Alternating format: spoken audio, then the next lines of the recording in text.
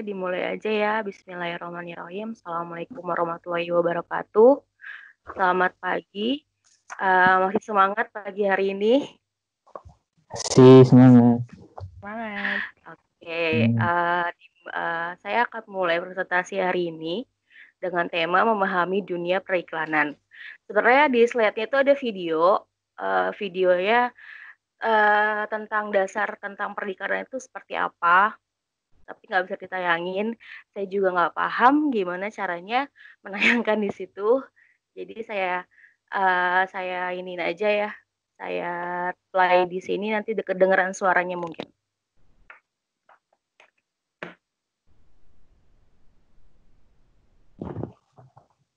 Ya udah. Bentar.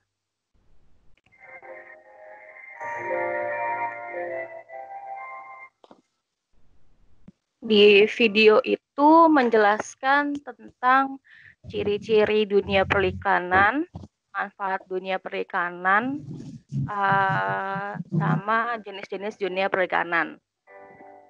Seperti itu.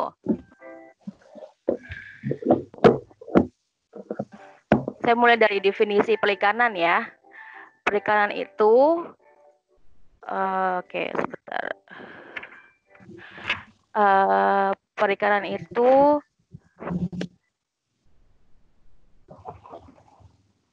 sebentar.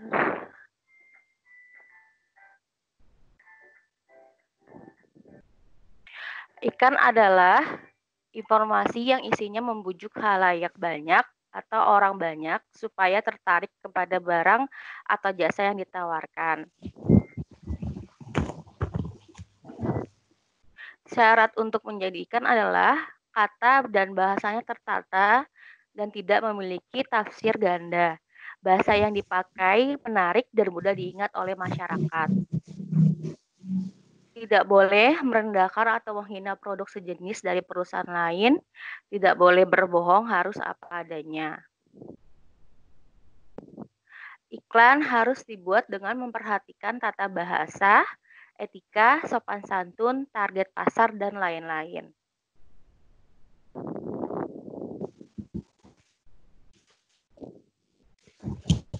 Selanjutnya,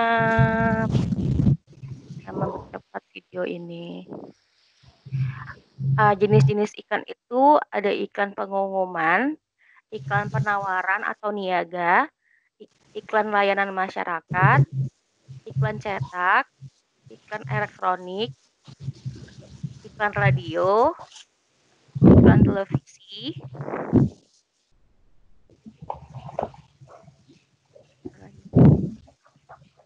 Oke, selanjutnya di slide berikutnya, saya akan menjelaskan tentang anatomi iklan. Udah muncul ya, Kak? Slide-nya ini mau dipakai slide atau aku lanjutin?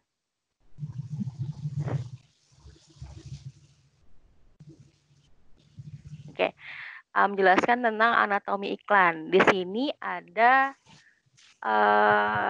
poster yang menggambarkan tentang iklan.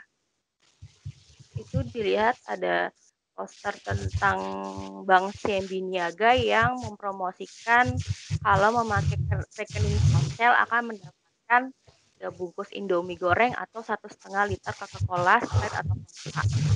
Jadi rekening ponsel itu menjadi headline karena para ponsel itu bisa mendapatkan gratis 3 bungkus Indomie, itu headline-nya. Untuk subheadline-nya itu hadiah dari pengguna rekening ponsel. Untuk selanjutnya adalah body copy. Body copy itu nanti setelah ini akan jelaskan pengertian headline, subheadline, body copy, banner, closer, dan flash. Untuk body copy itu keterangan dari poster tersebut. Selanjutnya banner. Banner itu adalah informasi yang menjelaskan yang berhubungan dengan rekening ponsel. Kalau closer itu tentang produk yang akan yang paparkan di poster. Kalau saya salah tolong dikoreksi ya. Dan kalau flash itu adalah berita yang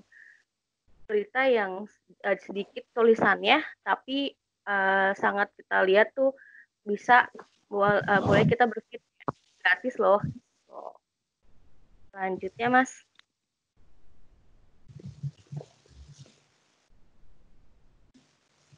Selanjutnya.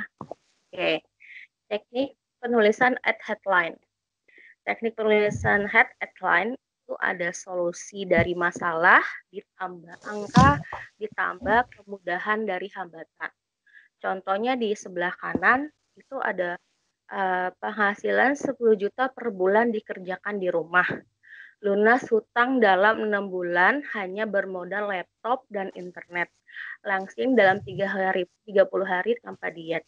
Di situ maksudnya kalau yang dari lunas hutang dalam 6 bulan hanya bermodal laptop dan internet, solusi dari masalah. Misalnya dia punya masalah dari hutang. Terus dari dalam 6 bulan itu, angkanya itu 6 bulan, dan kemudahan dari masalah itu bermodal laptop dan internet. Sama juga seperti yang langsing dalam 30 hari tanpa diet.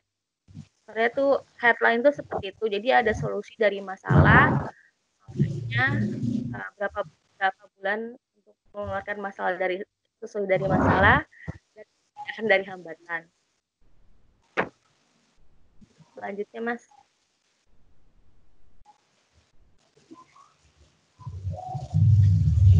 Oke, ini ada macam-macam headline. Saya akan jelasin 10. Sebenarnya ada 13, tapi saya masukin 10. Oke. Yang pertama adalah benefit headline. Benefit headline itu maksudnya adalah headline yang benefit. Misalnya kalian bisa lihat yang buy one get one, atau yang beli 3 gratis 2, atau yang diskon berapa persen. Itu termasuk benefit headline. Ini contohnya ada di sini ya, contoh posternya di slide. Yang kedua adalah selective headline. Selective headline tuh kayak yang tadi kan untuk pengguna CMB Niaga, rekening ponsel. Jadi itu hanya khusus-khusus yang berhubungan, misalnya yang kayak ada berita tentang buat para pecinta jazz, Java Jazz, kalian mau nonton ada posternya, berarti itu hanya untuk pecinta jazz gitu. Terus untuk gimmick headline itu sebenarnya yang cenderung menggunakan permainan kata dan kalimat berupa pengulangan bunyi, keterkejutan atau tipuan. Di sini kan ada tulisan di contohnya itu kan ada yang lebih murah. Sebenarnya kan konotasi itu kan ada yang lebih murah itu kan nggak mungkin kan ada yang lebih mungkin kan ada yang lebih murah dari Indosat. Itu gimmick namanya, kayak tipuan gitu. Terus kalau question headline itu kan ingin berbagi cinta. Ingin berbagi cinta tuh question tuh kayak pertanyaan untuk kalian. Mau nggak berbagi cinta dengan mengikuti seperti ini. Ini di contoh juga ada ya. Terus t-shirt headline. T-shirt headline itu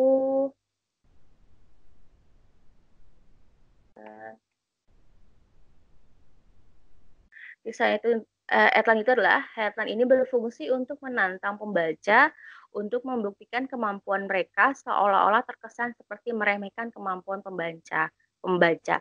Ini kan kayak di sini posternya contohnya tantangan ujian sekolah untuk tidak mencontek. Itu kan kayak menantang para pembaca untuk tidak mencontek. Sebenarnya kan kita kan para pembaca tuh bisa untuk tidak mencontek. Seperti itu. Terus kalau news headline itu kan berhubungan dengan news headline itu headline yang berisi tentang informasi yang bersifat berita atau pengumuman. Nah, di sini kan contohnya seminar nasional mutakhir, yaitu contohnya untuk kayak seminar nasional yang bisa mutakhir gitu. Gitu. Terus selanjutnya crazy headline. Crazy itu kan kayak penasaran ya.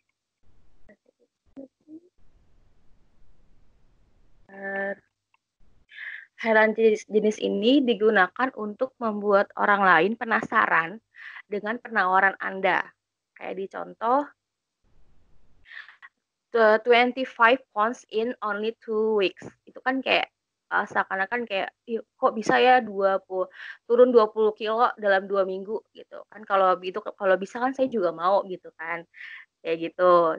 Kalau selanjutnya fear headline. Kalau fear headline ini kayak menakuti, kayak sekarang kan lagi corona gini kan, nggak boleh ada yang mudik gitu kan.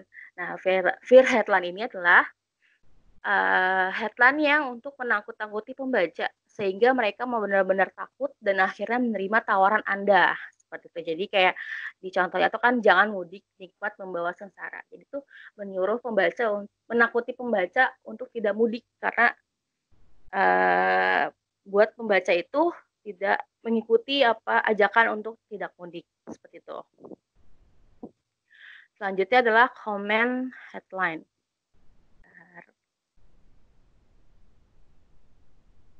Comment headline itu adalah sejenis kalimat perintah atau mengajak orang untuk melakukan sesuatu. Seperti contoh, ini kan disuruh untuk stop penyebaran berita hoax atau ujar kebencian. Terus ada lagi ya, kayak misalnya stop memakai narkoba atau stop pergaulan bebas, seperti itu. Selanjutnya adalah merek headline. Merek headline itu seperti yang sudah bermerek. Kayak di sini contohnya kan apapun makanannya, minumnya teh botol sosro. Seperti itu. Biasanya kan kayak, mereknya sosro nih, gitu. Kayak misalnya lagi kayak Aqua gitu kan. Kita tahu produk Aqua tuh banyak, tapi kita taunya Aqua gitu. Itu kan udah punya nama kan, udah punya nama dari merek tersebut. Oke, slide selanjutnya dijelaskan oleh Yuda. Saya kembalikan ke Yuda. Oke, slide berikutnya, penjelasan berikutnya itu tentang subheadline. Jadi subheadline itu simpelnya dia menjabarkan dari headline itu sendiri. Jadi headline itu berfungsi untuk sebagai attention grabber, sebagai pencuri perhatian, dan subheadline ini untuk menjabarkan si pencuri perhatian itu. Seperti itu. Kemudian subheadline ini sifatnya opsional, jadi nggak harus dan tidak selalu ada di sebuah copy, disesuaikan sama si copywriter itu apakah diperlukan atau tidak. Dan ada beberapa ciri dari subheadline itu. Yang pertama, hurufnya lebih kecil, fontnya lebih kecil dibandingkan headline, dan lebih besar dari body copy. Kemudian ditulis dengan warna yang berbeda, tentu supaya ada pembeda dari headline maupun body copy. Dicetak miring, huruf tebal, dan berdekatan dengan headline supaya tidak salah persepsi apakah ini headline, apakah ini subheadline, atau apakah ini body copy, seperti itu. Kemudian slide berikutnya